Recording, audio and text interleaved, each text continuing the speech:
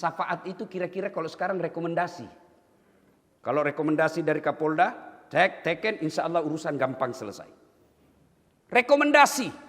Lalu Nabi berkata, tidak semua dapat syafaatku. Tidak. Kalau kau mau mendapat syafaatku waktu itu, di mana tidak ada lagi pertolongan kecuali datangnya dari Allah, dan saya adalah pembawa syafaat, ada dua syaratnya. Satu, kata Nabi, aqimis salah, dirikan sholat. Saudara-saudaraku para jamaah sholat Jumat yang saya hormati, jangan kau berharap mendapat syafaat dari Rasulullah kalau kau tidak pernah sholat dalam 5 waktu. Apalagi sholatmu cuma hari Jumat. Itu pun paling terlambat datang, paling cepat pulang. Orang khutbah kau main WhatsApp, mau dapat syafaat, kau kira ada orang dalam urus kok? Ma'asyiral muslimin, sidang jamaah sholat Jumat yang insya Allah dimuliakan dan dirahmati oleh Allah Subhanahu wa taala. Rasulullah sallallahu alaihi wasallam pernah menjelaskan dalam hadisnya, di akhirat kelak ketika seluruh manusia dikumpulkan di satu tempat yang bernama padang mahsyar, yang menurut hadis matahari seolah-olah panasnya tinggal 1 jengkal dari kepala. Dan pada saat itu dari Adam sampai kiamat, berapa triliun manusia berkumpul di satu tempat. Pada saat itu hampir seluruh manusia gelisah. Kenapa mereka gelisah? Karena mereka ingin tahu status hukumnya. Saya ini masuk surga atau masuk neraka, sementara pengadilan belum juga dimulai.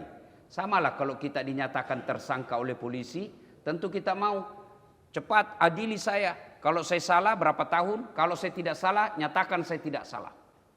Di padang mahsyar juga kita gelisah karena pengadilan belum dimulai. Lama. Lalu datanglah sekelompok manusia menghadap kepada Nabi Adam. Ya Adam, engkau adalah nabi, engkau adalah kakek, engkau adalah bapak para kami semua. Tolong menghadap kepada Allah, berdoa supaya segera dibuka pengadilan. Mendengar ini Nabi Adam berkata, saya malu ketemu Allah hari ini. Kenapa? Saya pernah makan buah khuldi. Saya pernah makan barang haram sekali seumur hidup saya. Saya malu ketemu Allah. Di mana mukaku mau kusimpan? Saya malu ketemu Allah. Allahu Akbar. Nabi Adam sekali makan barang haram, malu ketemu Allah di akhirat kelak. Di mana kita yang tiada hari tanpa makan barang haram? Di mana kita yang tiap hari masuk aja dalam perut kita uang-uang haram, penghasilan haram? Auzubillah min zalik. Adam alaihissalam sekali makan barang haram, malu ketemu Allah di akhirat kelak. Saya kadangkala sedih sambil ketawa. Di mana anggota DPR yang tiada hari tanpa bohong? Di mana para calon-calon pejabat yang hari-harinya bohong aja kerjanya? Auzubillah min zalik. Di mana kita yang tiada hari tanpa bohong kepada istri? Kepada istri aja kita bohong, apalagi kepada orang lain. Mereka yang suka bohong, malu kalian nanti menghadap kepada Allah. Di mana muka kita disimpan? Lalu datanglah, kata Ibrahim, kau cobalah datang kepada Nabi Nuh. Minta berdoa kepada Allah, mudah-mudahan dia mau berdoa. Datang lagi sekelompok manusia ini. Ya Nuh, engkau adalah Nabi dan Rasul. Tolong menghadap kepada Allah. Berdoa supaya segera dibuka pengadilan. Apa kata Nabi Nuh? Saya juga malu menghadap kepada Allah. Saya pernah diutus la ilaha illallah. Tiada Tuhan selain Allah. Jangan sembah kecuali Allah. Justru anakku melawan saya. Saya malu ketemu Allah. Saya punya anak melawan saya. Nuh alaihissalam. Satu anaknya membangkang, malu ketemu Allah. Gimana kita yang 4 anak tidak ada yang sholat? Gimana kita yang sudah punya anak gadis yang balik 2 tidak ada yang pakai kudung? Di mana nanti tanggung jawabnya di hadapan Allah Subhanahu wa taala? Lalu Nabi Nuh berkata, kau coba datang kepada Nabi Isa alaihissalam. Siapa tahu Isa mau berdoa.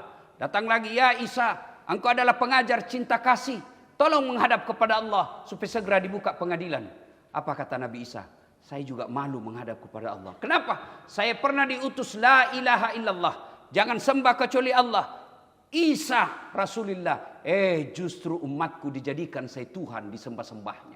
Saya malu menghadap kepada Allah. Lalu Nabi Isa alaihissalam berkata, coba kau datang kepada Muhammad. Mudah-mudahan beliau mau berdoa. Datanglah sekelompok manusia ini menghadap kepada Nabi Muhammad. Ya Muhammad, engkau adalah kekasih Allah. Yang tidak diciptakan langit dan bumi ini kecuali Allah persembahkan kepadamu. Tolong kami semua kasihan. Kau datang menghadap kepada Allah. Berdoa supaya segera dibuka pengadilan.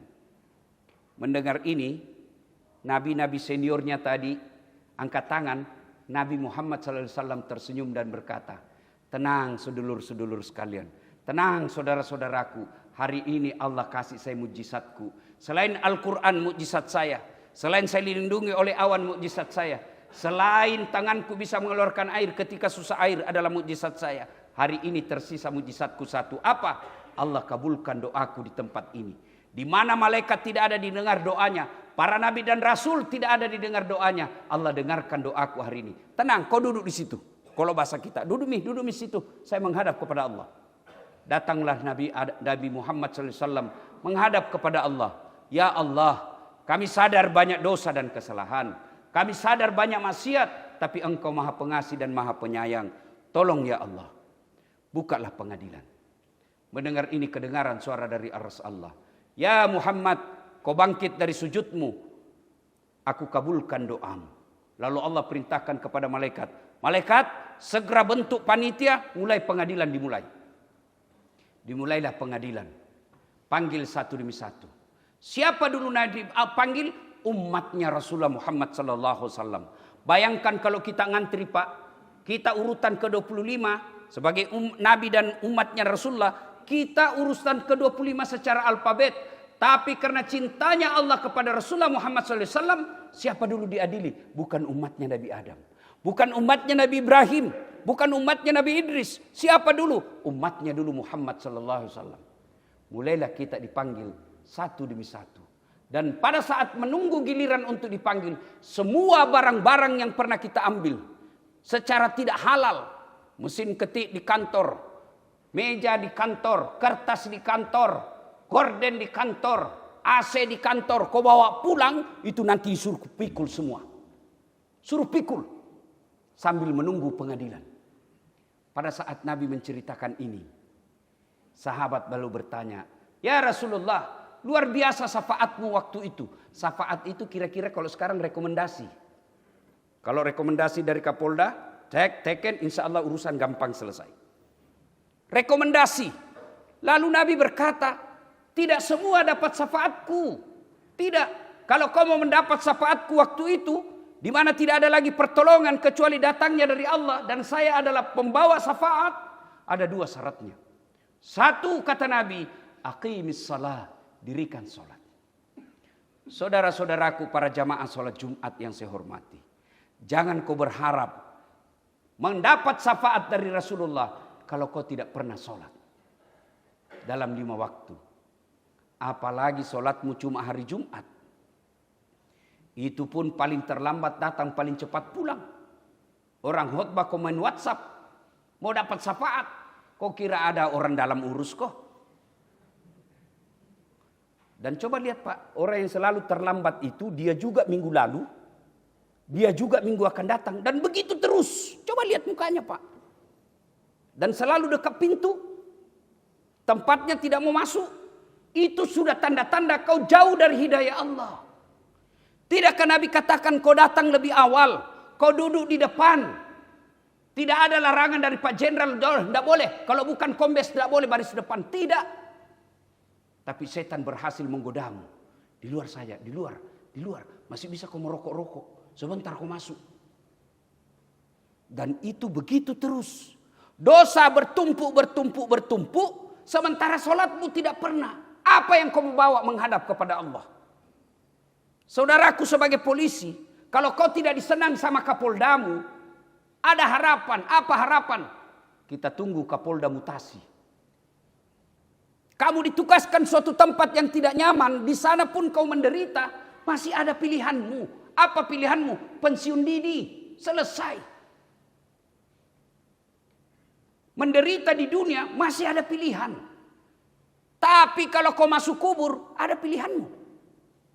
Tidak enak, keluar dulu. Dan orang yang menderita di kuburnya, al-mutakhawil bis shalah, yang menganggap enteng solat.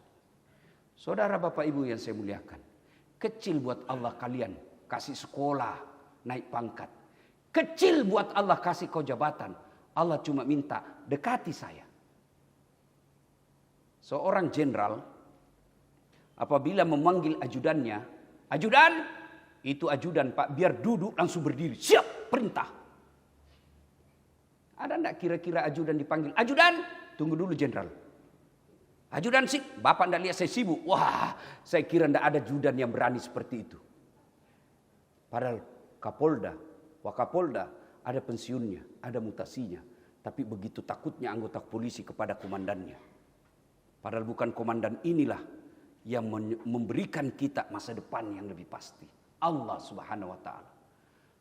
Lalu kenapa ketika Allah yang memanggilmu, hayya 'alas shalah, sini kau salat. Apa kata kita? Tunggu, lagi meeting. Jenderalmu aja enggak berani kau suruh tunggu. Masa Allah kau suruh tunggu? Hayya 'alal falah, sini kamu, saya kasih kau kemenangan. Itu hayya 'alal falah. Artinya, Pak polisi, sini kau, saya kasih sekolah kau. Sini kau, saya kasih kau pangkat. Mari kamu, saya kasih kau kejayaan. Mari kau, saya kasih kau kemenangan. Tapi apa kata kita? Tunggu. Pantas. 15 tahun kau jadi polisi. Tetap jadi menghamba kepada sesamamu manusia. Kecil buat Allah. Memperbaiki hidupmu. Allah cuma minta, sini, saya perbaiki sholatmu. Seorang jenderal, kalau ajudannya baik, biasa dikasih promosi yang baik. Tapi kalau dia pembangkang, hidupmu akan susah. Begitu juga Allah. Kamu tidak pernah sujud. Datang hari Jumat saja. Paling terlambat datang. Paling cepat pulang. Tidak sempat berdoa. Langsung balik kanan. Pergi. Mati mendadak. Apa bekalmu menghadap kepada Allah? Saudaraku, solat adalah kunci segala kebaikanmu. Kalau kau tidak solat, tidak ada kunci kebaikanmu. Kalau kau tidak puasa, masih kau Islam. Kau tidak bayar zakat, masih Islam. Tidak bayar haji, masih Islam. Tapi begitu kau tidak solat, jelas kata Nabi. Orang yang tidak solat, kafir di hadapan Allah. Batas antara kekafiran dan keislamanmu adalah solat. Ketika kau tidak solat, kau kafir di hadapan Allah. Jumat ini, saya mengajak kepada diri saya dan kita semua. Mari, jangan anggap remeh perintah solat. Solat paling gampang dilakukan. Bapak puasa 30 hari lapar. Bapak bayar zakat perlu modal. Bapak haji perlu ngantri. Tapi solat yang penting ada kemauan, dapat. Bisa dilakukan di kantor. Bisa dilakukan di atas kendaraan. Bisa dilakukan kapan saja dan di mana saja.